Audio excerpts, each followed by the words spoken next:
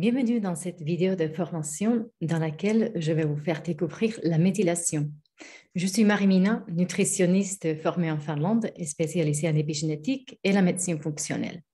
Cette capsule vous apportera une compréhension des mécanismes et des conséquences de ce processus épigénétique et métabolique, ainsi que des corrections possibles à faire. Cette vidéo est destinée aux professionnels de santé. Elle sera suivie d'autres capsules qui complètent la formation sur l'épigénétique afin de former les professionnels de santé à mieux comprendre cette discipline assez nouvelle pour le bénéfice de leurs patients. La méthylation, qu'est-ce que c'est? C'est un processus omniprésent dans notre corps. Il s'opère des millions de fois chaque minute dans chacune de nos cellules.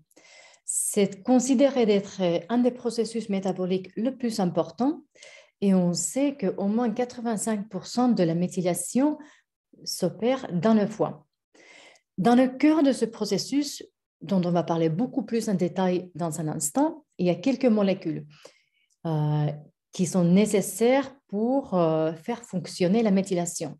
Tout d'abord, il y a l'homocystéine qui doit être convertie en méthionine. Donc, l'homocystéine, qui est un marqueur peut-être le plus important des maladies cardiovasculaires, va être convertie en méthionine grâce au folate, la vitamine B12 ou la bétaïne. Et ensuite, la méthionine va être convertie en SAMe, donc S-adénosylméthionine, qui donne des groupes méthyl aux molécules. Donc, SAMe est considéré d'être un donneur des groupes méthyl universel et très important. Une fois qu'un groupe méthyl a été donné, SAMe va se convertir en S-adénosylhomocystéine, donc SAH, et encore en homocystéine pour être à nouveau convertir en méthionine et en SAMe. Donc, c'est un cycle qui continue sans arrêt tout le temps dans chacun de nos cellules. Il y a deux niveaux de la méthylation. Donc, même si c'est le même processus biochimique, on peut dire qu'il y a la méthylation de l'ADN et la méthylation métabolique. La méthylation d'ADN est un processus épigénétique qui méthyle les cytosines dans le prane d'ADN. Donc, c'est la méthylation de l'ADN qui peut et qui va gérer l'expression de gènes au niveau de prane d'ADN et au niveau de notre code génétique. Et en revanche, il y a la méthylation métabolique qui méthyle les molécules et qui active, grâce à la méthylation, les molécules comme les hormones, des neurotransmetteurs ou des enzymes. La majeure partie de la méthylation est utilisée pour deux choses. Pour la production de la créatine, donc en fait la production de nos muscles, et la production de phosphatidylcholine, donc en fait tous les membranes cellulaires. La méthylation de l'ADN, donc on est vraiment dans le cœur de l'épigénétique, est un processus qui régule l'expression de gènes. C'est un processus qui est considéré d'être le plus important, et au moins c'est le plus étudié, qui régule l'expression de gènes. Et en fait, la méthylation de l'ADN, ces groupes méthyl qui s'attachent sur le prane d'ADN peuvent rester sur le prane d'ADN pendant plusieurs divisions cellulaires et pendant plusieurs générations. Donc, en fait, c'est un processus épigénétique qui est très, très long et qui peut durer très longtemps. On sait que la méthylation altérée, par exemple la malnutrition, l'inflammation chronique ou les maladies, impacte la quantité des groupes méthyl qu'on peut produire et la façon dans laquelle ils marquent le code génétique, donc la façon dans laquelle on peut méthyler le prane d'ADN. Il y a trois façons qu'on peut méthyler le prane d'ADN. On appelle l'hyperméthylation un état où on a beaucoup de groupes méthyl. Donc, on méthyle beaucoup. Et ça veut dire qu'on va diminuer la fonction du gène. On peut même éteindre le fonctionnement du gène complètement. Et on sait maintenant qu'on peut rendre un gène complètement désactif avec assez peu de groupes méthyl. Et l'hyperméthylation, c'est un état négatif. Donc, en fait, on méthyle trop. On éteint trop des gènes qu'on devrait gardée active. Après, il y a l'hypométhylation, donc un processus et un état l'inverse où on a très peu des groupes méthyl qui sont attachés sur un gène. Et normalement, l'hypométhylation est aussi un état négatif qui va dire que on a activé les gènes qui devraient être désactivés. Par exemple, les gènes qui gèrent les processus de l'inflammation qui devraient être éteints et silencieux, on les a activés parce qu'on les méthyle pas assez. Troisièmement, il y a un processus qui s'appelle déméthylation, qui est un processus où on a un gène qui a été hyperméthylé et on va le rendre actif à nouveau. Et la déméthylation peut être soit active et soit passive. Active, c'est quand on a les enzymes qui peuvent enlever les groupes méthyl d'empreintes d'ADN qui rendent le gène actif. Ou la méthylation passive, c'est quand pendant la division cellulaire, il y a un groupe méthyl qui s'enlève et qui se détache du print d'ADN. Et en cas de vieillissement, vous pouvez voir cette image à droite là, on a souvent une méthylation qui commence à s'altérer, qui commence à être un petit peu plus lente, et on voit souvent deux choses, en fait, l'hypométhylation et l'hyperméthylation qui est présent dans le même temps. Donc, en fait, on voit une hypométhylation globale, ce qui veut dire qu'on a moins de groupes méthyl, on a plus de gènes actifs, les gènes qu'on ne devrait pas garder actifs, mais qui restent actifs. Et dans le même temps, on a l'hyperméthylation dans les points spécifiques. Donc, en fait, on méthyle trop quelques gènes spécifiques et les points de code génétique spécifiques qu'on devrait garder actifs.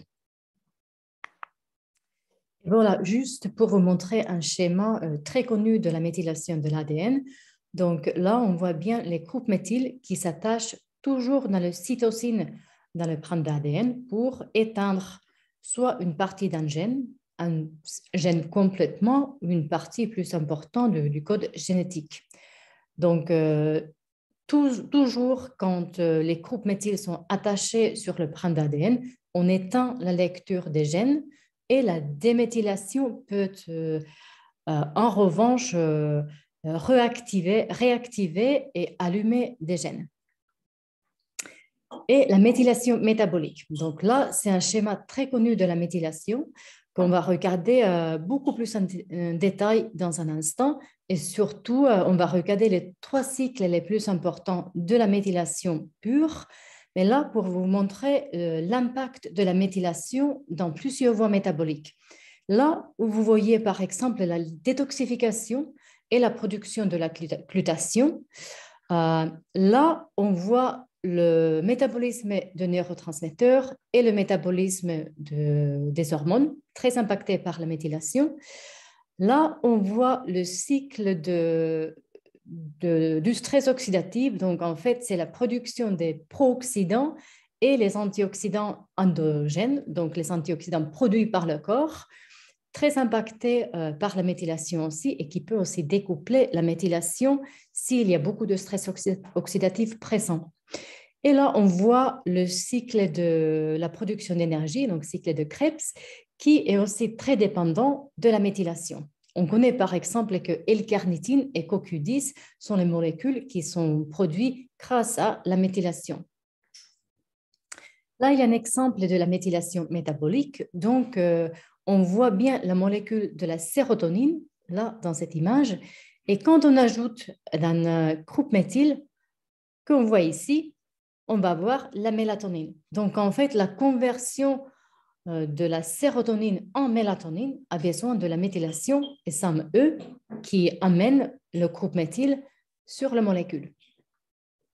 Voilà, on sort un petit peu des molécules chimiques et les schémas compliqués et on pose la question où on peut trouver toutes ces molécules primordiales pour les processus de la méthylation. Ils ne tombent pas du ciel, mais on les trouve dans nos assiettes. Donc, on a besoin des légumes verts foncés qui contiennent des folates. On a besoin des crucifères qui contiennent du soufre. On a besoin des betteraves et des œufs qui contiennent la bétaïne. On a besoin du saumon qui contient des bons gras avec l'avocat et surtout le DHA. On a besoin des agrumes et les herbes, surtout le romarin. Et on a besoin du foie qui contient beaucoup de vitamine B et surtout la vitamine B12. Et là, il y a la recette concrète pour produire toutes les molécules qui sont nécessaires dans les processus de la méthylation. Il y a 3 ingrédients primordiaux absolument nécessaires. Il y a les folates, la vitamine B12 et la bétaïne. Encore, il y a les autres ingrédients nécessaires comme la méthionine, la choline, les vitamines B2, B3, B6, le magnésium, le potassium et du zinc. Et troisièmement, il y a les ingrédients, les supporters qui soutiennent le processus de la méthylation et qui aident la méthylation à être très équilibrée et fonctionner bien. C'est le soufre, la cystéine, la taurine, la biotine, donc le B7 et DHA.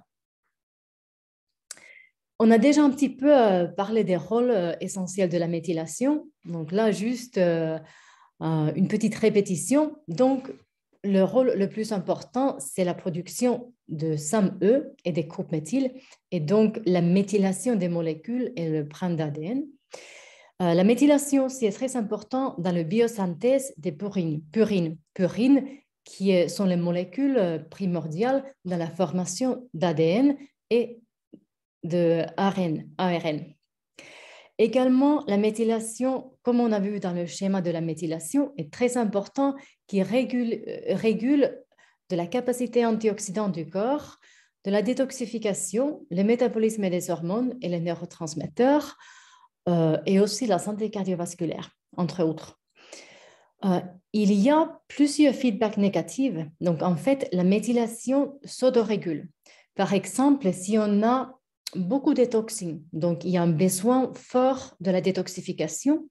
Donc, la méthylation va augmenter la production de la glutathion et activer tous les gènes et tous les enzymes pour produire plus de la glutathion. Et en fait, en revanche, ça va diminuer la production de SAMe et les groupes méthyl. Donc, l'équilibre est vraiment la clé quand on parle de la méthylation. Dernièrement, la vision globale est aussi très importante. Donc, en fait, on parle beaucoup de MTHFR et quelques mutations connues, FUT2, mais en fait, il ne faut pas se focaliser et se concentrer seulement dans quelques molécules et quelques gènes, mais avoir une vue complète et totale de la méthylation pour qu'on puisse savoir comment la méthylation fonctionne dans sa totalité. Les fonctions de la méthylation, donc la méthylation un petit peu partout. Évidemment, il y a l'expression de gènes et la protection des télomères, la formation d'ADN, donc c'est très important. Il y a aussi la production et le métabolisme des neurotransmetteurs et des hormones, comme on a parlé tout à l'heure. Il y a la production de la créatine et la phosphatidylcholine, comme on a parlé tout à l'heure. La production d'énergie et la protection de la production d'ATP, ils sont très dépendants d'un bon équilibre de la méthylation. La production de la glutathion, dont on a parlé tout à l'heure, la soutenance d'une bonne fonction de la thyroïde, très important, et également l'ajustement du taux de l'homocystéine et l'amélioration et la protection de la santé cardiovasculaire. Les fonctionnements nous amènent la longue liste des maladies qui sont liées à une méthylation altérée, la méthylation qui ne fonctionne pas très bien. Donc là, il y a une liste assez exhaustive. Et là, vous pouvez voir, il y a quasiment toutes les maladies, surtout les maladies occidentales et chroniques, comme les maladies auto-immunes, le vieillissement prématuré, l'asthme, les allergies, les problèmes hormonaux, les problèmes qui sont liés aux neurotransmetteurs, les problèmes de l'articulation, les problèmes de détoxification, les maladies cardiovasculaires, l'Alzheimer, Parkinson et même du cancer. Et pourquoi la méthylation ne fonctionne pas? Il y a beaucoup de causes qui peuvent nous amener vers la méthylation altérée, mais la plus connue raison, c'est la mauvaise alimentation. Donc, c'est le manque de protéines et des cofacteurs, le manque des petits ingrédients qu'on a vus dans la recette tout à l'heure, et aussi l'apport des aliments toxiques et industrialisés qui peuvent poser un stress chronique, un stress chimique dans l'organisme. Il y a aussi un stress physique qui peut être un manque de sommeil ou un excès d'exercice, une activité physique. Le stress mental, surtout à ce moment-là, avec la pandémie, la crise sanitaire et la guerre en Europe, qui peut nous augmenter notre taux de stress mental.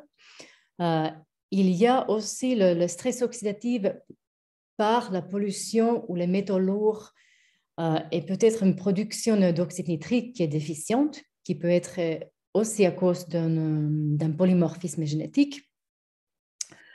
Ça peut être les infections ou l'inflammation chronique.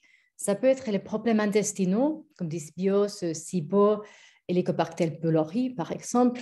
Ça peut être les problèmes de la détoxification ou bien les médicaments qui posent un problème avec un stress chronique chimique.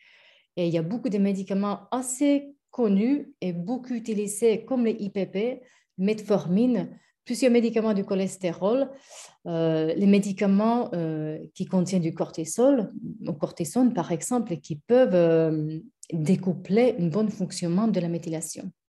Et dernièrement, il y a le vieillissement prématuré ou vieillissement tout court qui a une tendance de ralentir le processus de la méthylation. On va maintenant reprendre le schéma de la méthylation et vraiment plonger dans les détails pour apprendre comment les processus et surtout ces 3 cycles de la méthylation peuvent produire les groupes méthyl et comment les polymorphismes, donc les variations génétiques, peuvent impacter ces processus-là pour altérer la méthylation. On commence par le cycle des folates, qui est un cycle critique pour le cycle de la méthionine et le cycle des neurotransmetteurs, et qui est qui est un cycle qui commence tous les processus de la méthylation. L'objectif de ce cycle-là, avec le petit cycle de la vitamine B12 que vous voyez ici, c'est produire les folates et les B12 actives pour que l'homocystéine puisse être convertie en méthionine.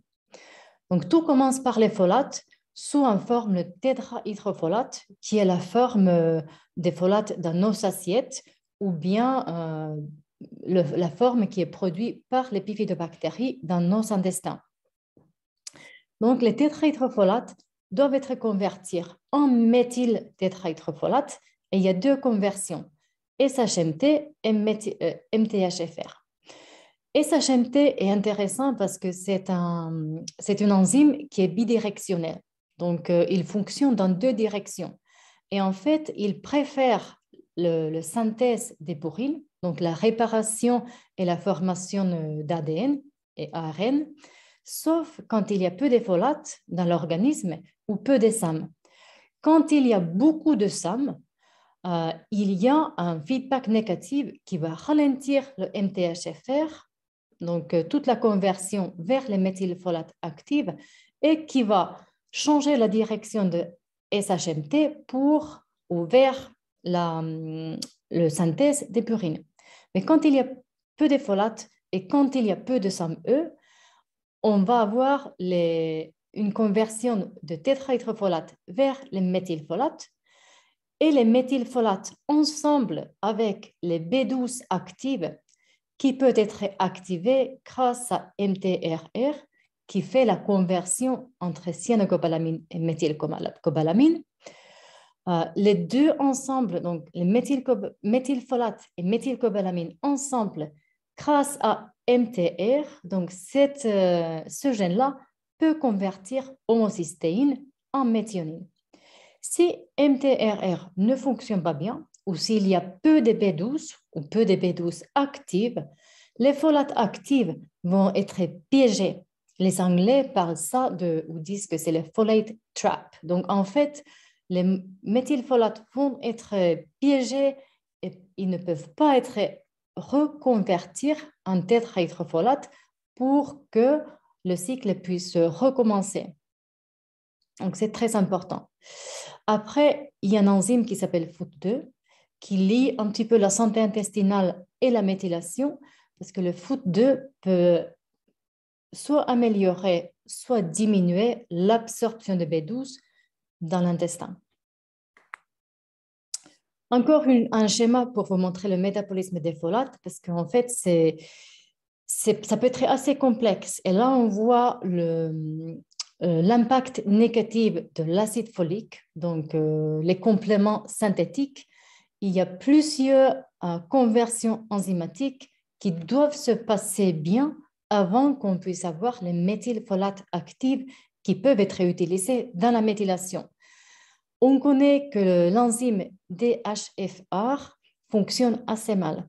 Il y a plus que 50-60% des Européens qui ont un polymorphisme défectueux, donc l'organisme n'arrive pas à bien convertir les acides folates synthétiques vers le tétrahydrofolate.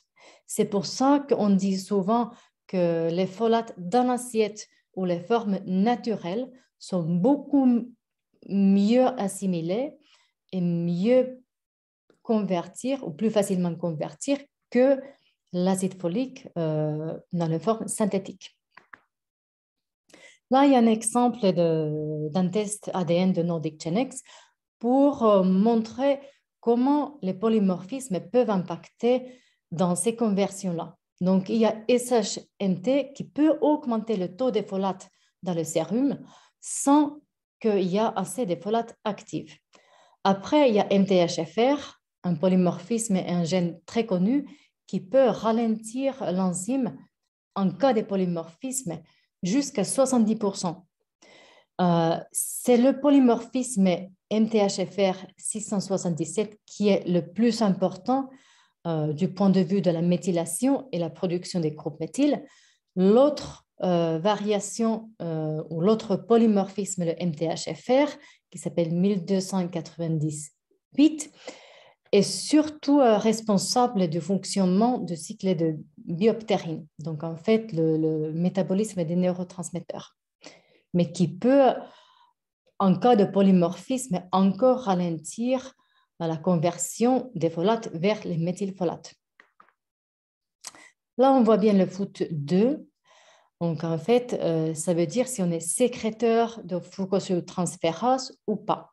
Et ça peut réduire, si on est sécréteur, ça peut réduire l'absorption intestinale de la vitamine B.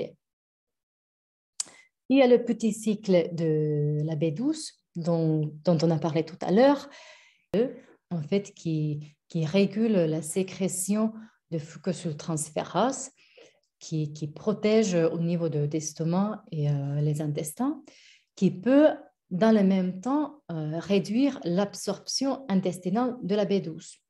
Donc, l'option avec un polymorphisme comme ça, c'est en cas de manque de la B12, c'est donner un complément alimentaire en forme de gouttes pour passer tout le tube digestif et l'absorption qui peut être réduite. Là, on voit aussi un exemple de polymorphisme sur les gènes MTR et MTHR. MTR, c'est le gène qui permet l'utilisation des folates et la B12 active en conversion d'homogystéine vers méthionine. Quand c'est vert, ça veut dire que c'est protecteur, donc il fonctionne bien, sauf qu'il a besoin beaucoup de B12 pour que ça fonctionne bien et pour qu'on puisse faire la conversion de homocystéine en méthionine.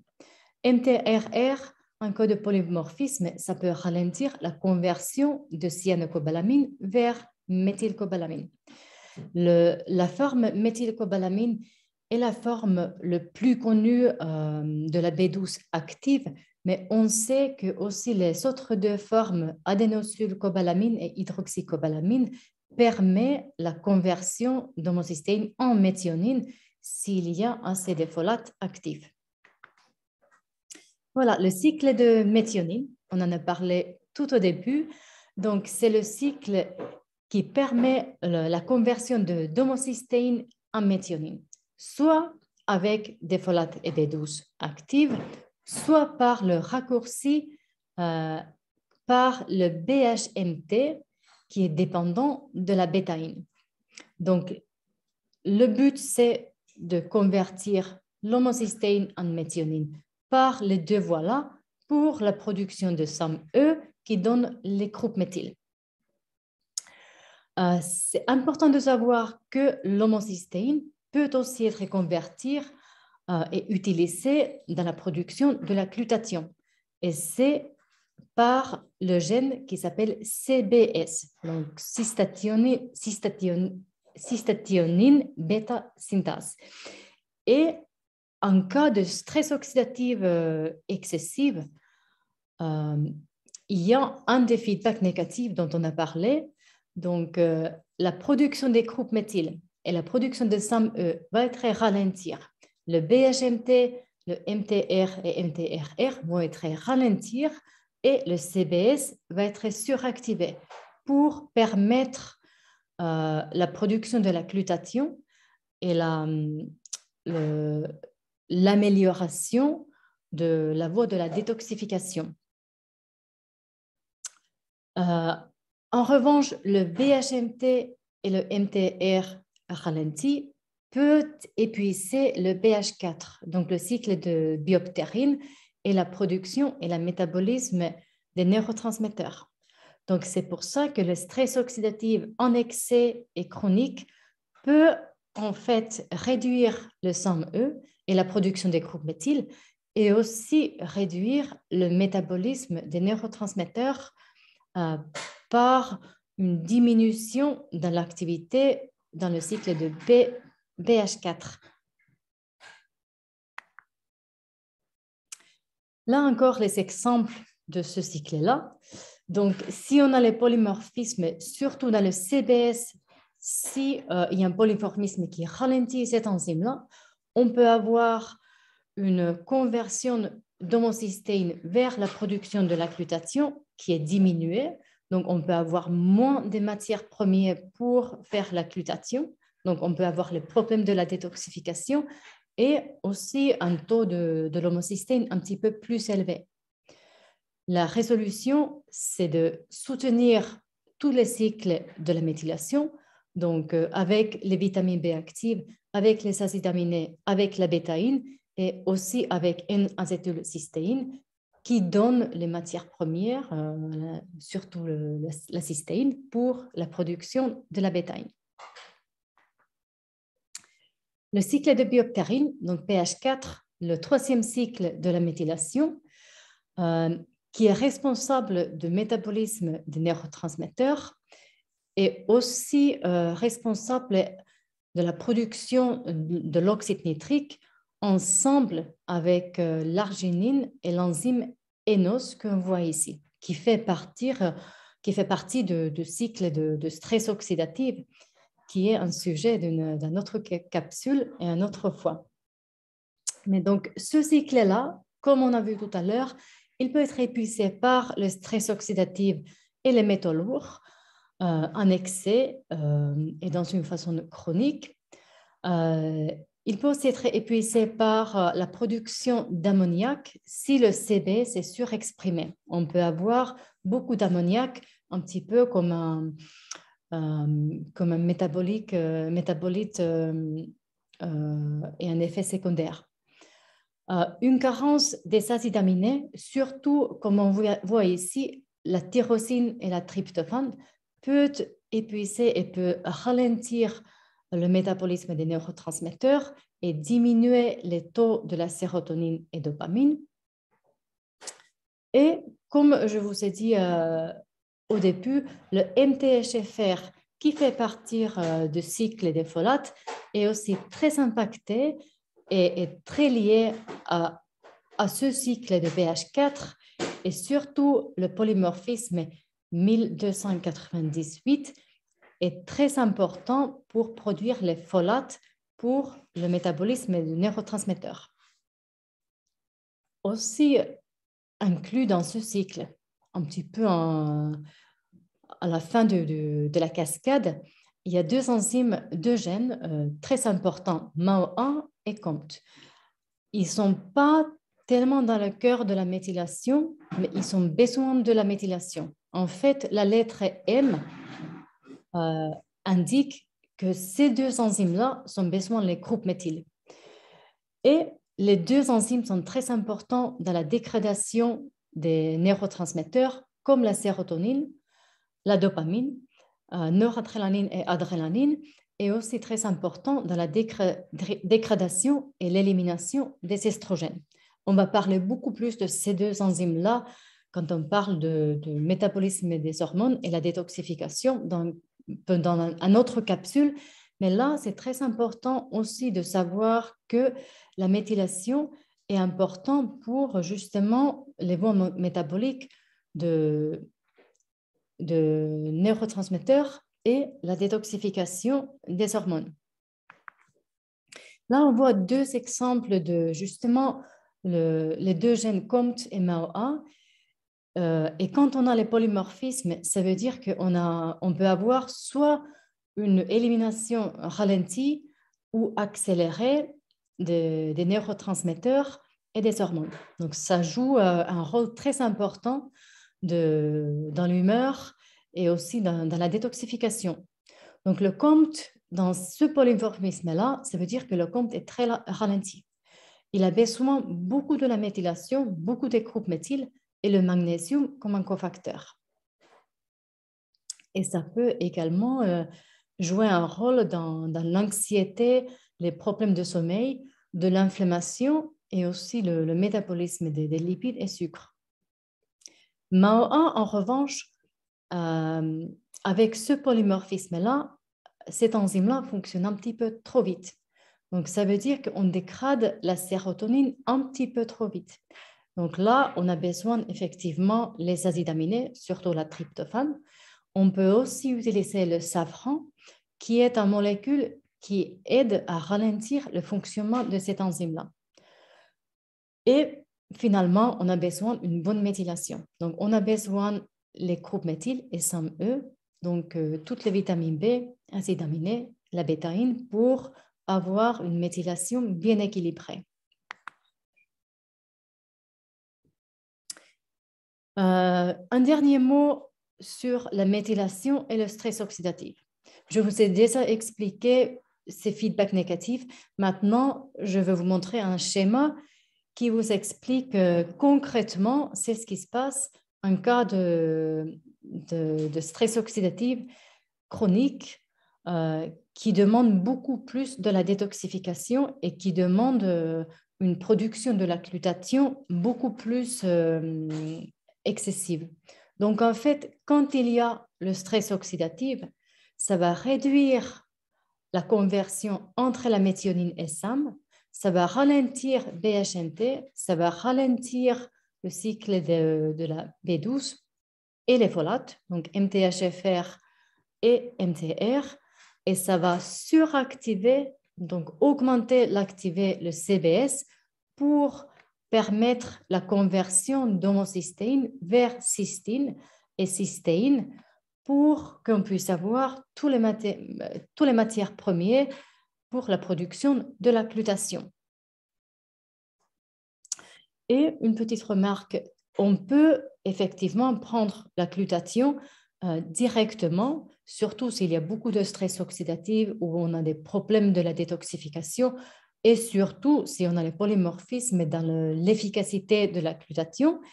Mais quand on donne la glutathion directement à l'organisme, il y a encore un feedback négatif qui va arrêter la conversion entre la cystathionine et cystéine. parce qu'on a donné la glutathion directement. Donc, le corps, il pense qu'il y a assez de la glutathion et il va arrêter sa propre production, qui va effectivement reprendre dès qu'on arrête la glutathion en complément. Voilà, maintenant on a vu tous les 3 cycles les plus importants de la méthylation et la production de SAMe et les groupes méthyle. Là, je voulais vous montrer pour finir les cas pratiques. Les cas pratiques, on va voir beaucoup plus en détail pendant les webinaires parce que je trouve que la façon interactive, c'est peut-être le plus intéressant. Et comme ça, je peux répondre beaucoup plus de vos questions et vos besoins concernant de la méthylation. Mais juste pour vous montrer que chaque individu est différent et grâce à les polymorphismes différents, on peut les placer sur le schéma de la méthylation et voir où ça bloque au niveau génétique. Où est-ce qu'ils sont les faiblesses génétiques qui peuvent bloquer la production des groupes méthyle et qui peuvent altérer la méthylation. Et là, on voit 3 cas différents qui sont tous les problèmes différents. Il y a une qui a un problème dans l'utilisation et la conversion de l'homocystéine vers la production de la glutathion. Il y a aussi la même personne a un problème dans l'absorption et la conversion de B12. Il y a une autre personne qui a un faible problème dans la conversion des folates vers les folates actives. Encore un problème dans l'absorption des B12, qui est très, très souvent.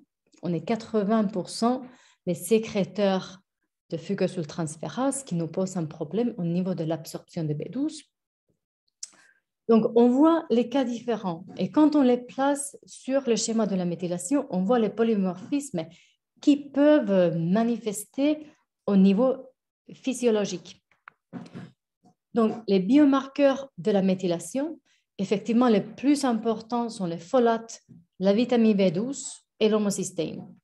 Et là, c'est un autre test de Nordic Genex qu'on peut utiliser pour mesurer le fonctionnement de la méthylation en temps réel, donc en fait au niveau physiologique. Et là, on peut le voir dans le même temps avec le test d'ADN pour savoir comment la méthylation fonctionne et quels polymorphismes peuvent bloquer le fonctionnement de la méthylation. Également, c'est important de aussi toujours regarder les marqueurs du stress oxydatif et la détoxification et aussi le métabolisme des lipides et sucres en parallèle pour qu'on puisse voir vraiment le fonctionnement global de l'organisme. Mais tous ces sujets-là, on va déborder dans une autre capsule très prochainement. Pour finir, j'aimerais vous parler des adaptogènes de la méthylation. Donc, en fait, on a la recette pour produire une bonne méthylation équilibrée. Pour finir, j'aimerais parler un petit peu les adaptogènes de la méthylation. Même si on a la recette précise pour faire fonctionner tous ces cycles de la méthylation et produire les groupes méthyle, il y a aussi les adaptogènes qui font pas partie de la recette réelle, qui n'ajoutent pas des matières premières, mais en fait qui soutiennent la méthylation et qui aident à fonctionner mieux. Et en fait, c'est les adaptogènes qui sont aussi importants que les matières premières parce qu'ils aident à maintenir les bonnes gènes actives. Donc, ils permettent une bonne expression de gènes sans ajouter les matières premières. Il aussi permet en revanche d'ajouter les groupes méthyle là où les gènes sont exprimés dans une façon néfaste. Donc, en fait, il permet de déplacer les groupes méthyle là où on les a besoin. Donc, c'est cette hyperméthylation localisée et précise qui peut être améliorée grâce à ces adaptogènes-là. Il y a 2 catégories qui sont reconnues maintenant. Il y a les flavonoïdes et les nutriments.